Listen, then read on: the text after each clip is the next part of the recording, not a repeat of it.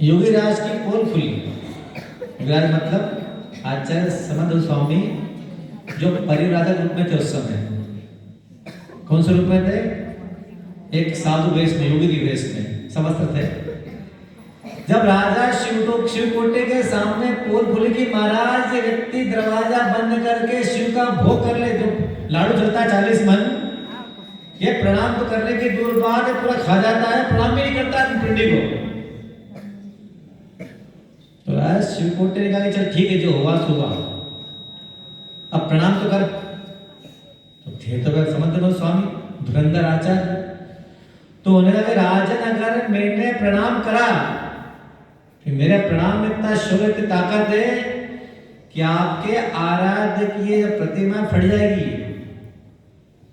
तो शिवराज शिवकोटे ने बहुत देखे तेरे से, बहुत देखे, प्रणाम कर कि ठीक है, अभी भी सावधान कर रहा हूं कि मान जाइए, कर मैंने प्रणाम किया है तो इस प्रतिमा की खेर नहीं, पिंडी फट जाएगी। अब क्या किया जाए? इसकी आवाज कम होगी। ओम थोड़ी बड़ा बेटा, ओम बड़ा, ओम ठीक। आप कहा ठीक है, अगर आप नहीं मानते हैं तो मुझे रात भर का समय दीजिए, मैं सुबह आपको चमत्कार दिखाता हूं। उनको एक कोठरी में बंद कर दिया गया, और जब उन्होंने बंद किया तो रात को जब बैठे सौम्य योगी जी कि मैं कहे तो आया और मेरा सम्यक दर्शन भी शुद्ध है, पर मान लो कल ऐसी घटना नहीं घटी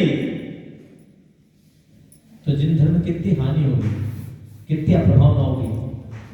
रात में स्वप्न आया, किसी देव ने कहा उनसे कि सुनो, आप जिन धर्म में के धुरंधर आचार्य और सम्यक दृष्टि है, अगर आपके मुख से बात निकली है तो पूरी अवश्य होगी। मैं आपको पद देता हूं, उस पद को आदि लेके आप 24 तीर्थंकर भगवान की स्तुति रचना कीजिए। मुझे पहला पद दिया, स्वयं भुवा भूत हितेन भूतले, इसको आदि आप लीजिए, उसकी रचना कीजिए। तो शर्त यह थी कि जहां पे प्रणाम शब्द आएगा वहां पे घटना घटेगी। उन्होंने बैठे, संस्कृत के विद्वान थे, रात भर में बैठे बैठे बैठे रचना की, सो गए। सुबह उठे, अपार भीड़, सबको कौतूहल, क्या मंदिर में घूमने वाला क्या। और राजा शिवकोटी, शिव का बड़ा भक्त था, उसी का मंदिर था। चारों भीड़ थी कि योगी बोला तो बड़े जोश में था कि प्रणाम करेगा तो खेर नहीं है, फिर चलो देखा जाए कौन सा अद्भुत योगी है। पूरा नगर इकट्ठा है, राजा शिवकोटे के सामने लाया गया आचार्य समंतरपत्र को। तो क्या कि योगी कल तो बड़े जोश में थे, आज जरा सुनाओ। तो शिवकोटे ने एक और ध्यान दिया उनके चेहरे पे कि जिसके मन में शंका होती है उसका चेहरा थोड़ा सा म्लान होता है, थोड़ा कुंबला जाता है। देखा कि ये इसका योगी का चेहरा बड़ा चमकता है, कोई करके तो दिखाएगा, पर देखा जाए क्या करता है। आदिनाथ भगवान के स्तुति शुरू किया, स्वयं भुवा भूत हितेन भूतले समंजस ज्ञान विभूति चक्षुषा से 5, 10, 15 ऐसे लगभग 33 श्लोक पढ़ लिए, 7 भगवान पूरे हो गए। आदिनाथ भगवान, अजितनाथ भगवान, शंभुनाथ भगवान, अभिनंदन भगवान, स्वातिनाथ भगवान, पदमपुर भगवान और सुपार्षद भगवान, 7 भगवान तक 35 श्लोक में कोई प्रणाम शब्द आया ही नहीं। फिर नंबर किसका आया? चंद्र भगवान का।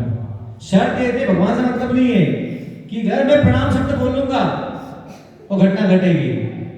तो जैसे चंद्र भगवान की स्तुति की, चंद्र प्रभम चंद्र मरीचि गौरम चंद्रम द्वितीयम जगतीव कांतम, यहां तक कोई शब्द नहीं, वंदे विवंद्यम, प्रणाम करता हूं, वो पिंडी कर गई और चंद्र प्रभु जी प्रकट हो गए।